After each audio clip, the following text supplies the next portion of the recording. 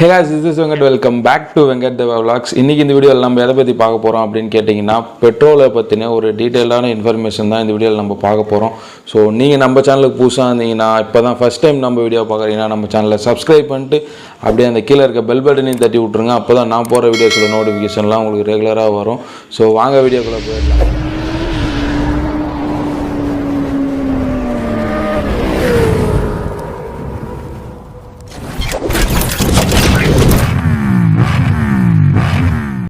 So இப்போ நம்ம பொதுவாக பெட்ரோல் அப்படின்னு சொல்லிட்டு எடுத்துக்கிட்டிங்கன்னா நம்மளுக்கு வந்து 3 வகையான பெட்ரோல் வந்து இருக்குது. ஒன்று வந்து பார்த்திங்கன்னா நார்மல் பெட்ரோல், அது வந்து எல்லாருக்குமே தெரியும். இன்னொரு வந்து ஸ்பீடு பெட்ரோல் இருக்குது, அதுவும் நிறைய பேருக்கு தெரிஞ்சிருக்க வாய்ப்பு இருக்குது. அடுத்ததாக பார்த்தீங்கன்னா ஸ்பீட் 97 அப்படின்னு சொல்லிட்டு ஒரு பெட்ரோல் இருக்குது. ஃபஸ்ட்டு பார்த்தீங்கன்னா speed petrol, normal petrol, 97 petrol. இதுக்கு என்ன டிஃப்ரெண்ட் அப்படின்னு சொல்லிட்டு பார்த்தீங்கன்னா இதோடைய ஆக்டல் லெவலை வச்சு தான் இந்த பெட்ரோலுடைய குவாலிட்டியை வந்து பிரிக்கிறாங்க. அந்த ஆக்டல் லெவல் அப்படின்றது என்ன அப்படின்னு கேட்டிங்கன்னா அந்த பெட்ரோலுடைய பியூரிட்டியை வச்சும் அதோடைய தரத்தை வச்சும் தான் அந்த பெட்ரோலுடைய அந்த ஆக்டல் லெவலை வந்து பிரிக்கிறாங்க. இப்போ நீங்கள் நார்மல் பெட்ரோல் அப்படின்னு சொல்லிட்டு எடுத்துக்கிட்டிங்கன்னா அதோடைய ஆக்டல் லெவல் எவ்வளோ இருக்கும் அப்படின்னு கேட்டிங்கன்னா 87லேருந்து 90 வரைக்கும் இருக்கும். ஸோ ஸ்பீடு அப்படின்னு சொல்லிட்டு எடுத்துக்கிட்டிங்கன்னா அதோடைய ஆக்டல் லெவல் வந்து 90லேருந்து 93 வரைக்கும் இருக்கும். அந்த ஸ்பீட் 97 அப்படின்னு சொல்கிற பெட்ரோலுடைய ஆக்டலில் பார்த்தீங்கன்னா 97 வரைக்கும் இருக்கும். அந்த ஸ்பீட் 97ன்ற பெட்ரோல் பார்த்தீங்கன்னா ட்ராக் யூஸுக்கு மட்டும் யூஸ் பண்ணுவாங்க.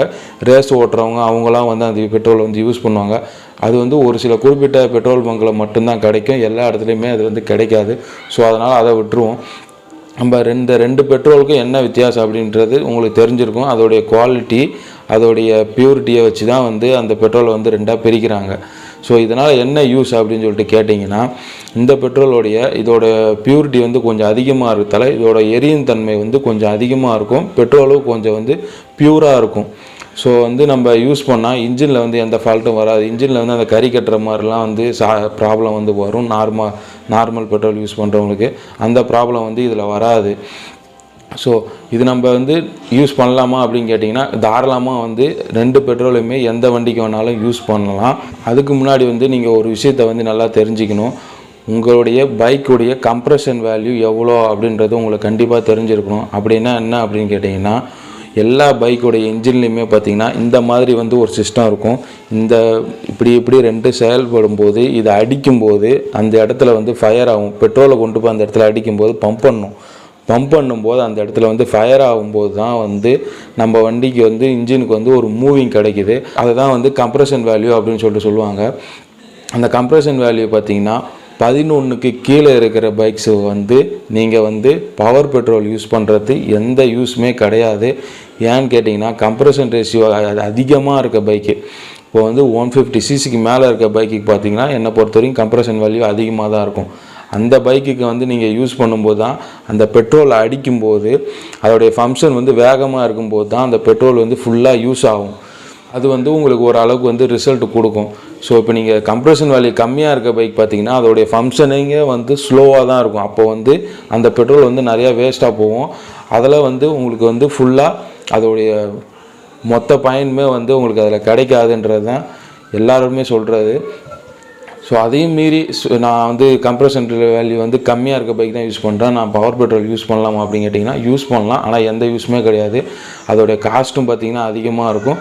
வேணால் உங்கள் இன்ஜின் வந்து கொஞ்சம் சுத்தமாக இருக்குன்னு தான் சொல்லுவேன். மற்றபடி எந்த ப்ராப்ளம்லாம் வராது, நீங்கள் தாராளமாக வந்து யூஸ் பண்ணலாம். இப்போ வந்து பவர் பெட்ரோல் எந்த வண்டிக்கு யூஸ் பண்ணலாம் அப்படின்னு கேட்டிங்கன்னா 11க்கு மேலே கம்ப்ரெஷன் ரேஷியோ 11க்கு மேலே இருக்க பைக்குக்கு வந்து நீங்கள் யூஸ் பண்ணலாம்.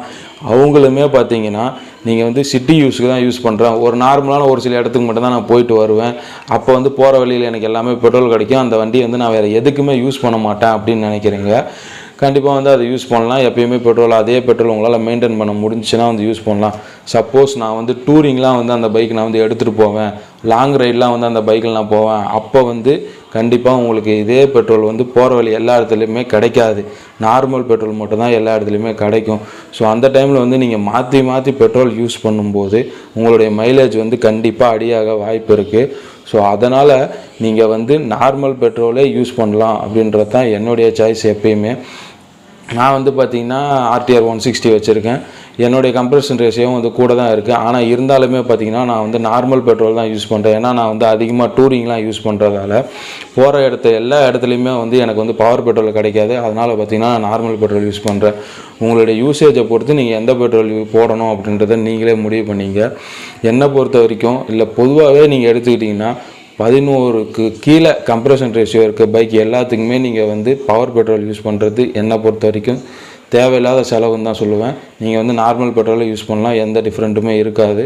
தாராளமாக நல்லா தான் இருக்கும் பெட்ரோல். அதுக்குண்டு நார்மல் பெட்ரோல் வந்து ரொம்ப மட்டமான பெட்ரோல் அப்படின்லாம் நான் சொல்ல வரல. அந்த பெட்ரோலும் வந்து நல்லா தான் இருக்கும். சப்போஸ் நீங்கள் வந்து ஒரு சூப்பர் பைக் மாதிரி ஒரு 400cc 300cc பைக் வச்சுருக்கீங்க அப்படின்னா கண்டிப்பாக வந்து நீங்கள் பவர் பெட்ரோல் யூஸ் பண்ணலாம். அதுவும் உங்களுடைய பர்பஸை பொறுத்து தான் இருக்குது. நீங்கள் டூரிங்லாம் யூஸ் பண்ணிங்கன்னா அந்த பைக்குக்குமே வந்து நீங்கள் பார்த்தீங்கன்னா நார்மலான பெட்ரோலை யூஸ் பண்ணலாம். ஸோ எனக்கு தெரிஞ்ச வரைக்கும் இந்த வீடியோவில் நான் ஃபுல்லாக வந்து பெட்ரோல் பற்றி சொல்லியிருப்பேன். இந்த வண்டிக்கு இந்த பெட்ரோல் போடலாம் அப்படின்னு சொல்லியிருப்பேன்னு தான் நினைக்கிறேன். ஸோ உங்களுக்கு ஏதாச்சும் டவுட் இருந்துச்சுன்னா கீழே கமெண்டில் சொல்லுங்கள். கண்டிப்பாக நான் வந்து அதுக்கு ஆன்சர் பண்ணுறேன். இது இல்லாமல் வேறு எதை பற்றினா உங்களுக்கு வீடியோ வேணும் அப்படின்னு தோணுச்சுன்னா அதையும் கீழே கமெண்ட் பண்ணுங்கள். அதுக்கான வீடியோவை நான் உடனே நான் போட்டுருவேன். ஸோ நம்ம சேனலில் வந்து கண்டினியூஸாக வீடியோஸ் போட்டுக்கிட்டே இருக்கும்.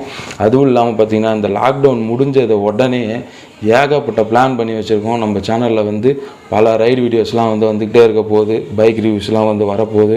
ஸோ எல்லா வீடியோவும் நீங்கள் பார்க்கணும் அப்படின்னு நினச்சிங்கன்னா நம்ம சேனலில் சப்ஸ்கிரைப் பண்ணிட்டு அந்த பெல் பட்டனை தட்டி விட்ருங்க. அப்போ தான் நான் போகிற வீடியோஸோட நோட்டிஃபிகேஷன்லாம் உங்களுக்கு ரெகுலராக வந்துக்கிட்டே இருக்கும். ஸோ இதோட இந்த வீடியோவை நான் வந்து எண்ட் பண்ணிக்கிறேன். ஸ்டே டியூன் வெங்கட் தேவா விலாக்ஸ். நம்ம சேனல் வேறு லெவல் கைஸ்.